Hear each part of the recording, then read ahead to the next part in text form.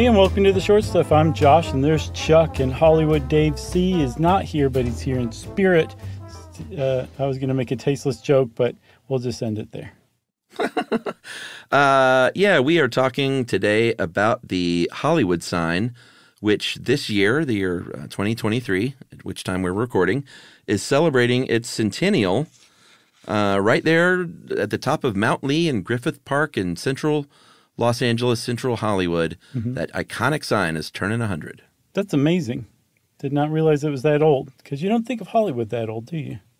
No. Do you? I used to think Hollywood was not a place, but a mere euphemism for the film industry. It's both. It's both. For sure. But the whole idea of Hollywood, at least with the sign, was that it was initially constructed and built all the way back in 1923 as essentially a big billboard for a real estate development called Hollywood Land. And the original Hollywood sign originally said Hollywood Land. Yeah. And by the way, thanks to Kate Morgan and HowStuffWorks.com for this one. This is something I talked about in a Movie Crush episode. Occasionally on the mini episodes, Noel and I would go over just a little bit of Hollywood history. Mm-hmm. And this was one of them.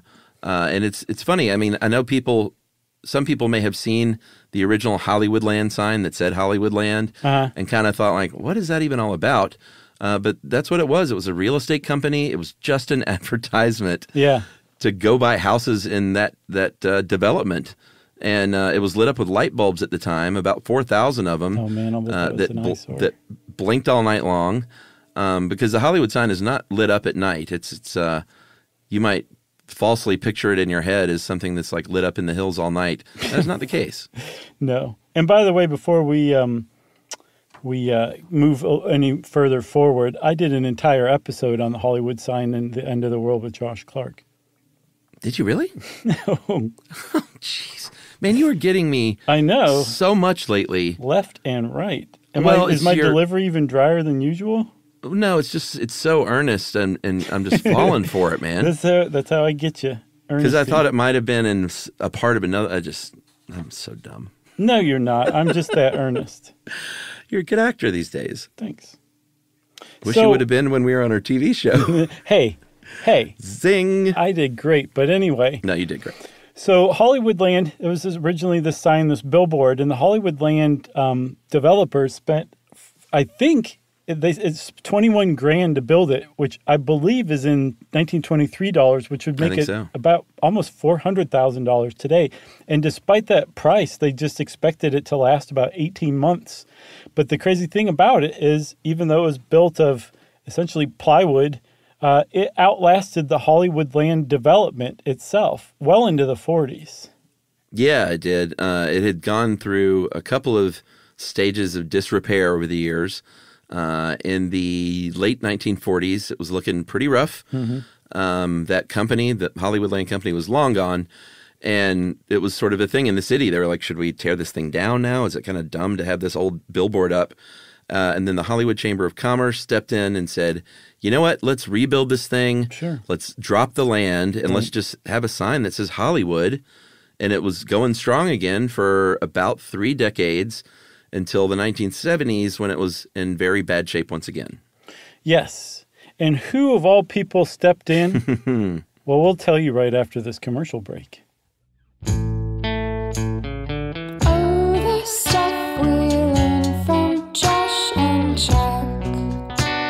Stuff you should know.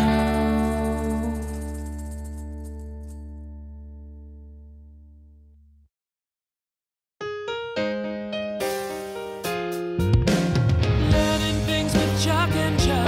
Learning all the things. Stuff you should know. All right, Chuck, who of all people stepped in to save the Hollywood sign from being bulldozed? Josh Clark, creator of End of the World with Josh Clark. Wrong. I don't know. Bob Guccione, who ran Penthouse Magazine. Very nice. Or maybe Larry Flint, who ran Larry Hustler. Flint? No. Or maybe Jim Bob Jones, who ran Club. Now, see, is that a real guy? I don't even know anymore. It's not. Okay. God. We should do you know what? I want to do an episode on gullibility. Okay. No, I don't. See? Oh, man, you got me. I actually do. Hugh Hefner stepped in, obviously Playboy magazine founder and chief, and he raised money by throwing a big party in 1978 at his very famous, some may say infamous, Playboy mansion. Mm-hmm. And what he did was he said, hey, are you a company? Are you a rich person and you want to sponsor a letter and have that thing restored? Mm-hmm. You can do that for $27,000. Yeah, he held an auction and invited all of his famous rich friends. And apparently the guy who sponsored or purchased the O was none other than Alice Cooper. Yeah. And he got the O in honor of Groucho Marx, which I thought was really cool. That's right. And hey, shout out to Nita Strauss. Oh, yeah. Hurricane Nita. Hurricane Nita. I don't know if she's still playing with Alice Cooper, but she was kind enough to invite us to that concert when she came to Atlanta. And it was great. It was really awesome. But Alice Cooper bought one. Warner Brothers Records, or rather sponsored one.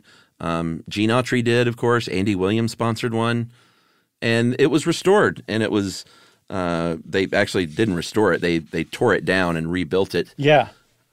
Which was a smart thing. Because like you said, that plywood and sheet metal was just not very hardy. So this time it was steel on steel. Yeah, they built it bigger, stronger, and faster.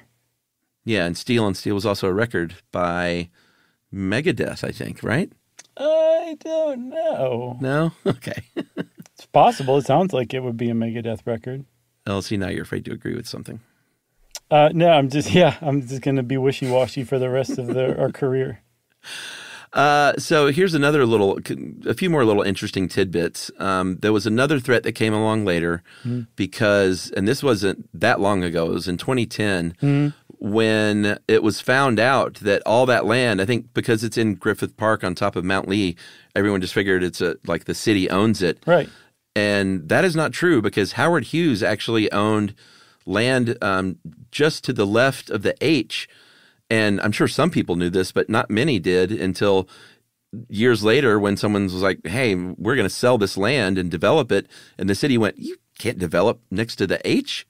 They said, yeah, we can. Have you ever heard of capitalism, suckers? And the Los Angeles City Council went to the dictionary and they're like, oh, my God.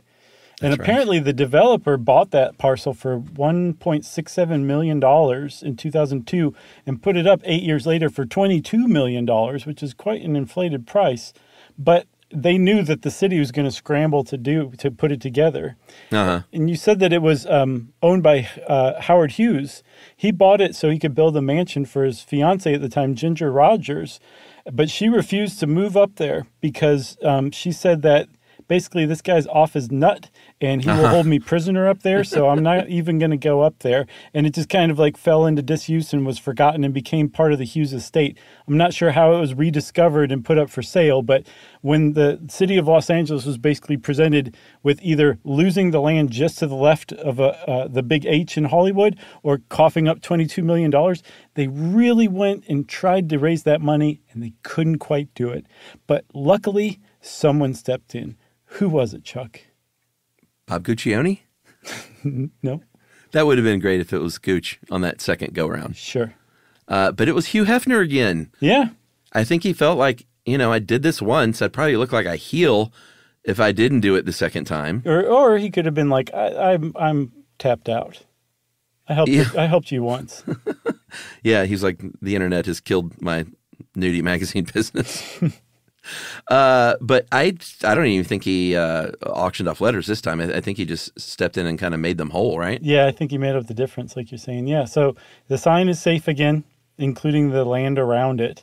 And there's a book that was written by an author named Casey Schreiner called Discovering Griffith Park, a local's guide.